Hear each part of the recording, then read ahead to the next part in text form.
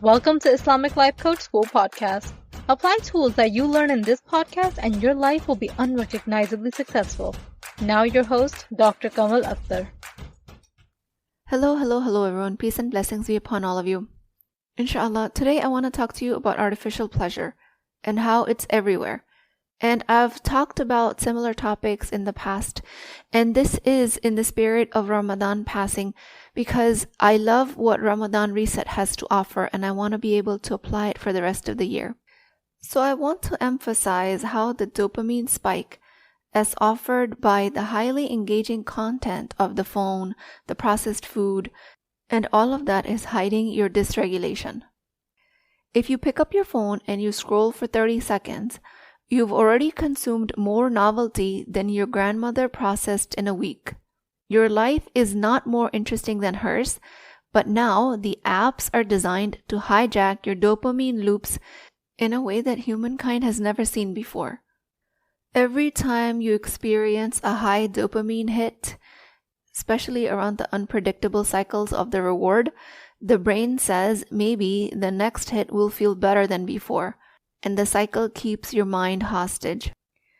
The dopamine withdrawal from these spikes shows you your mismanaged mind because this dopamine withdrawal is an x-ray when you're not overeating and over-scrolling or over-socializing or whatever your drug of choice is for your brain, even if it is not an actual drug. When you withdraw from it, your emotional life comes to the forefront. It comes into the spotlight. Then you have to figure out a way to deal with it. And if you don't know that, then you go back to overdoing whatever activity you are engaging in just to suppress it.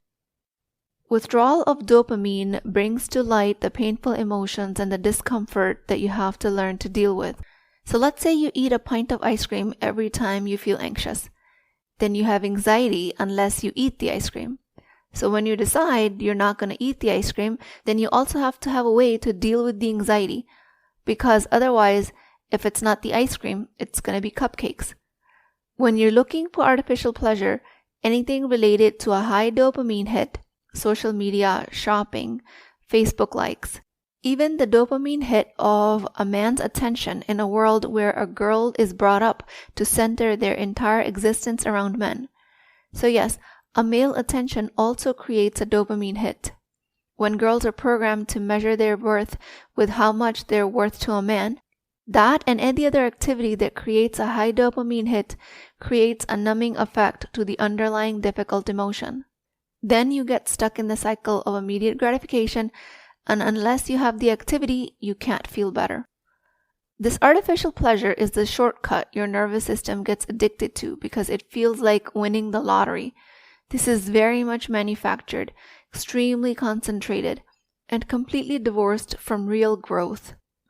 So your brain is originally wired to like the potatoes grown in the ground, but somebody in a lab figured out how to slice them very thin and fry them in oil and dust them with just the right amount of chemicals to light up your reward circuitry like fireworks in the brain.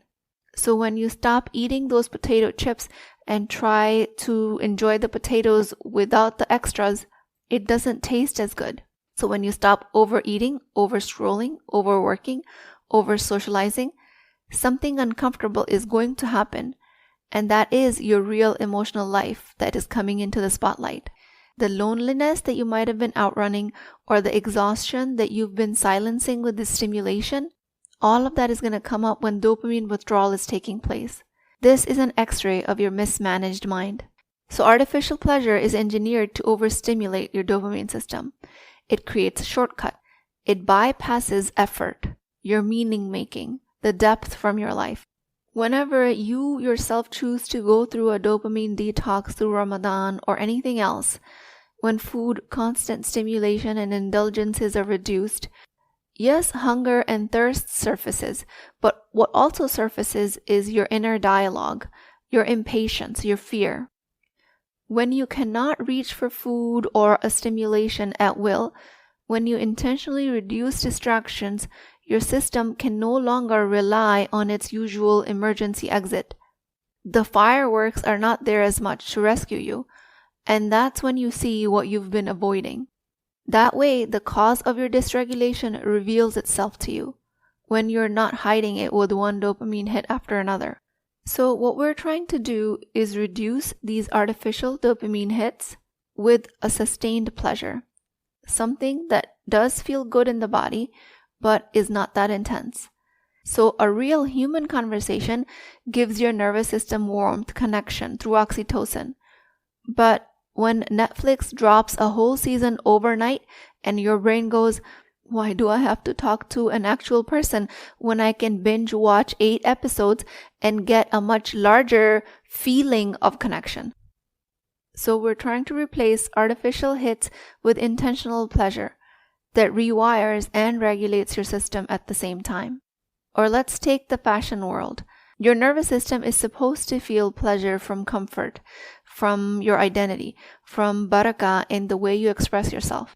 But if fast fashion is giving you a dopamine hit every time a package arrives in the mail, all your brain cares for is the spike of the dopamine of the anticipation of the package, and not so much about enjoying the content. So if you want to enjoy what you bought, make your money's worth, then you have to learn that skill, because that skill does not have a very high dopamine reward. To learn to enjoy what you bought, you would have to rely on your meaning-making brain, what thoughts you give to what you bought. Artificial pleasure hijacks the nervous system. It numbs your emotional discomfort, while this level of created, natural, intentional pleasure rewires and regulates your system. The problem is that this intentional pleasure requires work on your part. It requires for you to build a bank of thoughts that you can use to drive a dopamine hit from any external activities to a meaning that you're making about what the activity was. Meaning, let's say you have a tendency to fall for all of the sales in the shops, and you find retail therapy very stress relieving. But you also want to be more intentional about your purchases. Then this bracelet that you've been wanting for quite some time comes across your attention again, and you want to purchase it.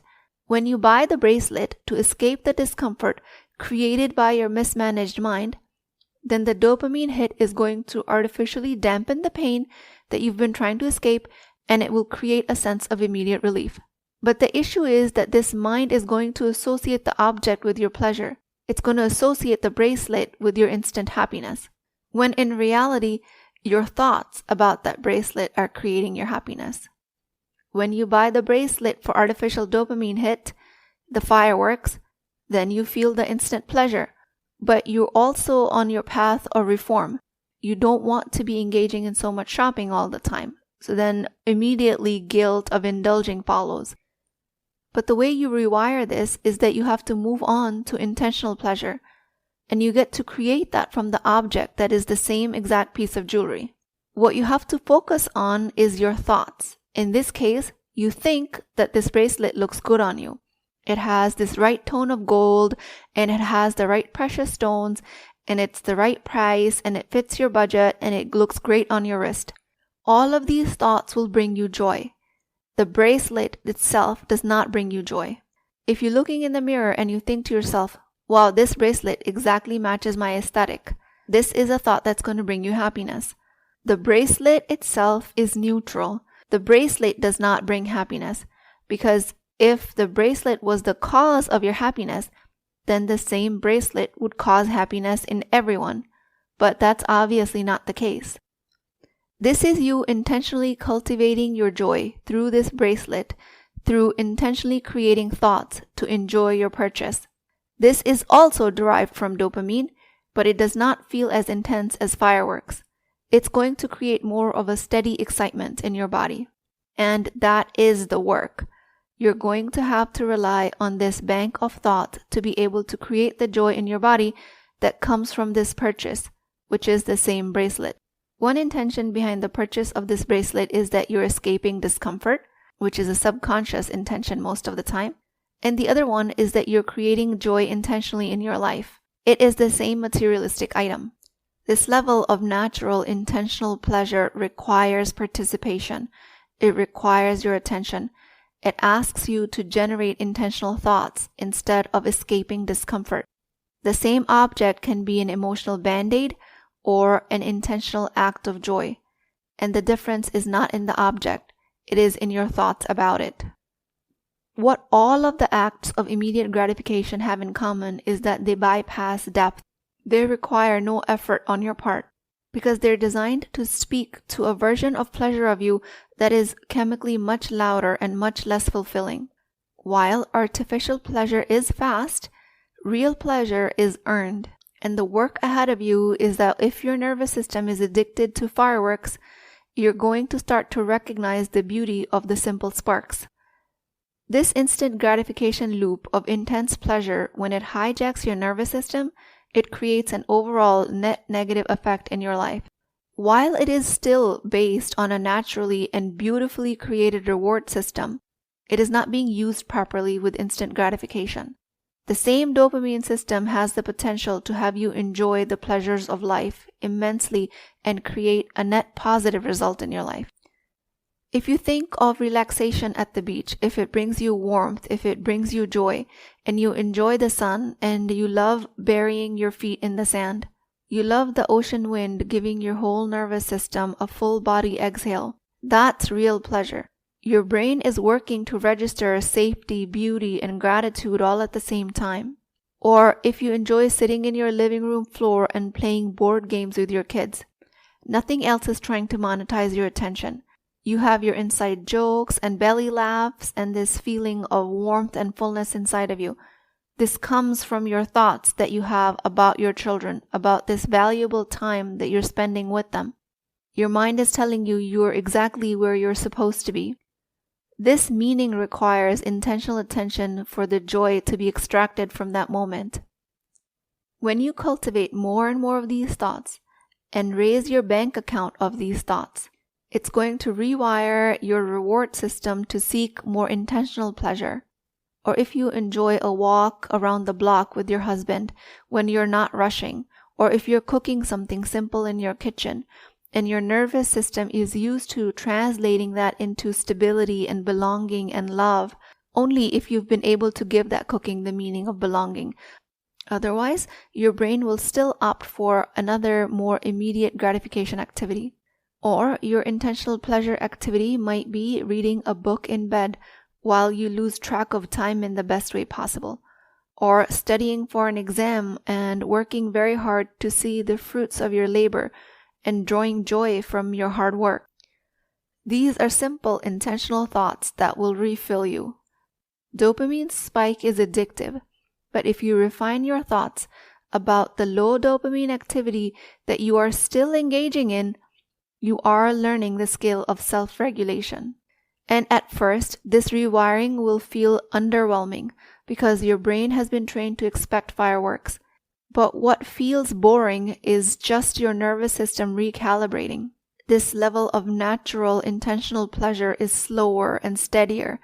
It comes from presence, connection, effort, spirituality, meaning-making. And the real control point in all of this is your conscious thought. Both artificial and natural pleasure pathways enter through the same doorway, your nervous system, the dopamine reward system. And your point of control behind all of this is your conscious thought. The subconscious runs old loops. The conscious mind interrupts them. When you eat to escape anxiety, the food is not the problem. The instruction your mind is giving you is the problem.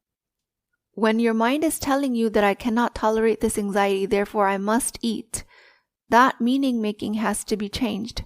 That is the point of your control, your conscious thought. The work is to learn to send a different instruction, like this discomfort is survivable. This feeling is information for me. I am able to generate joy without escape. The origin of the pleasure, the target of the pleasure, and the translation of the pleasure all run through one system. Your thoughts, your brain, your body, the dopamine system. Which is great news because this means that this dopamine spike system that you might be addicted to is not out of your hands. You're not hostage. You're not hostage to your cravings or the overstimulation. Your point of control is always the same. What are you making this activity mean? What are you making this food mean? The transformation happens when you stop letting your subconscious run the show and start deliberately choosing where you derive your pleasure from. You start generating pleasure from foods that nourish you. You start tolerating natural dopamine instead of the dopamine spike. You start teaching your brain that your healthy pleasure counts. Not only does it count, it builds your life up. And once you start to see the net positive results in your life through more natural dopamine activities, your brain will have evidence that delayed gratification also works. Your brain is always listening. It will start to rewire accordingly. This is why people think that healthy habits don't feel as good. It's because the brain hasn't learned to translate it yet. It's not because the pleasure itself isn't there. It's because the brain hasn't built the bank of thoughts yet. The moment you begin to consciously direct your thoughts, this nourishes me, this feels good in a very clean and healthy way. My body deserves this. My nervous system loves this safety. When you start to think these thoughts, the pleasure shifts to a more sustainable version. If you find yourself bored and you can't tolerate it, this is your nervous system showing you where you are dysregulated and where you need to heal. At a low consciousness set point, a chronically dysregulated state, the brain is drawn to high dopamine activities. Solitude feels like loneliness and it becomes intolerable, maybe even threatening because it is so unfamiliar. All of that because when stimulation drops, your inner dialogue gets louder. So you clean, you scroll, you snack, you overwork, anything to avoid that dialogue. If intentional solitude, or otherwise known as khalwa, any kind of boredom feels unbearable, it means your baseline is dependent on stimulation. And if that is the case, use this as a diagnostic data point. I am not demonizing dopamine. I'm asking you to reclaim it. And when you do enough of that, your life looks completely different and you become a woman whose pleasure just cannot be hijacked. Here are some high dopamine activities that are very intentionally pleasurable and feel deeply healthy. A belly laugh with your best friend that makes you fold forward in a way that you're wiping your tears. A powerful workout where your muscles burn and your brain lights up. When you're lifting heavy weights or you're cycling, that kind of exertion brings exhilaration to the body. Or finishing a big, meaningful project. While you worked hard on it, when you hit submit and you close that laptop, your brain will give you a natural dopamine explosion because you've earned it. Because your thoughts are, I deserve to relax now. Because you're proud of your accomplishment. These are all banks of thoughts that you're counting on. Or if you're traveling to a breathtaking place for the first time, the awe that you experience, the architecture, the mountains, the fields, this is a powerful form of natural high vibration pleasure.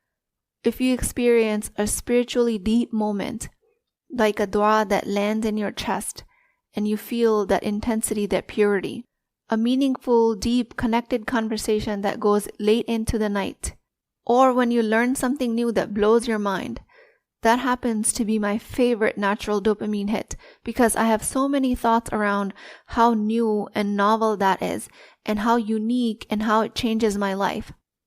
This also feels as a dopamine surge but requires intentionality on my part, and it creates a positive outcome and momentum in my life. Or if you show up for yourself in a moment where you normally previously didn't. You set a boundary, you spoke confidently, you chose courage. All of these are dopamine activities. They will feel empowering to you if you give them the right attention. But the problem is, which is what I've been trying to tell you in this podcast, is that these acts will not feel satisfactory until you refine your thoughts about these actions. Remember, your point of control is your conscious thought.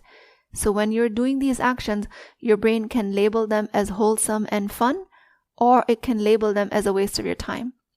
And depending on where you are on this journey of directing your brain, you will be able to label it something as beneficial or something that is not. So rewire the dopamine from dysregulation towards your self-regulation. And this work is well worth the effort. With that, I pray to Allah subhanahu wa ta'ala, Ya Allah, Expose to me what I've been numbing and what I'm using to numb it. Help me tolerate the discomfort and help me heal from it. Help me rewire my reward system towards what builds me up as a human and as a servant of you, O Allah. Raise my consciousness and anchor my joy in you. Ameen Ya Rabbal Alameen. Please keep me in your du'as. I will talk to you guys next time. I am truly honored that you are here in my circle. And if you or someone you know is raising a child on the autism spectrum, I want to personally invite you to join my program, the Ummi Collective. This is a weekly coaching program for Muslim mothers where I help you build the skills to raise independent and successful neurodivergent children, while also supporting you as a woman in the process. If you're struggling right now, but deep down you know that your child has incredible potential, and you want to support that potential the best way possible, this program is exactly for you. Use the link in the show notes to apply for the program at a discounted price. I would be honored to welcome you inside the Ummi Collective.